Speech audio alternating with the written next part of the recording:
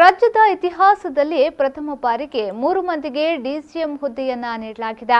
ಬಿಜೆಪಿಯೊಳಗೆ ಸಾಕಷ್ಟು ಗುಂಪುಗಳು ಸೃಷ್ಟಿಯಾಗಿ ಅತೃಪ್ತರು ಸೃಷ್ಟಿಯಾಗಿದ್ದಾರೆ. ಪರಿಣಾಮ ಬಿಜೆಪಿಯ ಒಳಗೆ ಭಿನ್ನಮತ ಸ್ಫೋಟಗೊಂಡಿದೆ ಎಂದು ವಿಧಾನ ಪರಿಷತ್ನ ಸದಸ್ಯ ಇವಾಂಡ್ಸೌಜಾ ಹೇಳಿದರು.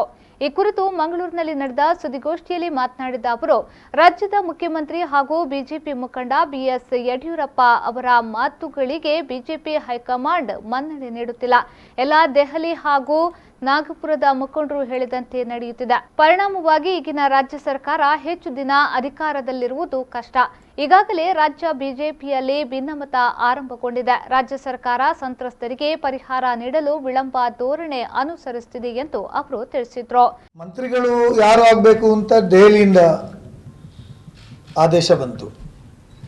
ಖಾತೆ ಯಾರಾಗಬೇಕು ಅಂತ ನಾಗಪುರದಿಂದ ಬಂದಿದೆ. ಹಾಗಾಗಿ ನಾಗಪುರ ಮತ್ತು ದೆಹಲಿ ಮಧ್ಯೆ ಹೋರಾಟ ನಡೀತಾ ಇದೆ. ದೆಹಲಿ ಮತ್ತು ನಾಗಪುರದ ಹೋರಾಟದಿಂದ ಒಟ್ಟಾರೆಯಾಗಿ ಹೇಳಬೇಕಾದ್ರೆ ಯಡಿಯೂರಪ್ಪನ ಮೇಲೆ ಹೈಕಮಾಂಡ್ಗೆ ಇವತ್ತು ನಂಬಿಕೆ ಕಳ್ಕೊಳ್ಳುವಂಥ ವ್ಯವಹಾರ ಆಗಿದೆ.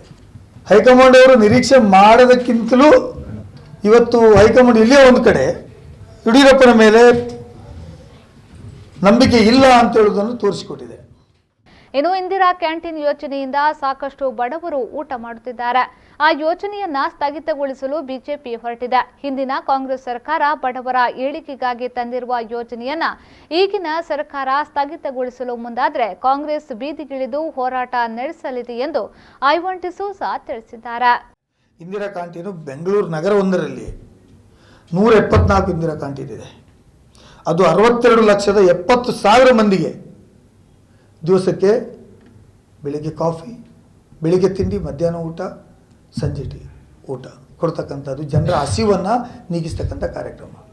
ದ್ವೇಷದ ರಾಜಕಾರಣ ಮಾಡಿ ಅನ್ನಭಾಗ್ಯ, ಇಂದಿರಾ ಕ್ಯಾಂಟೀನು, ಪುಸ್ತಕ, ಶೂ ವಿತರಣೆ, ಕೃಷಿ ಭಾಗ್ಯ ಇಂಥ ಕಾರ್ಯಕ್ರಮಗಳಿಗೆ ಎಲ್ಲಿಯಾದರೂ ನೀವು ಕೈ ಹಾಕಿದರೆ ನಾವು ಸುಮ್ಮನೆ ಕೂತ್ಕೊಳ್ಳಲ್ಲ.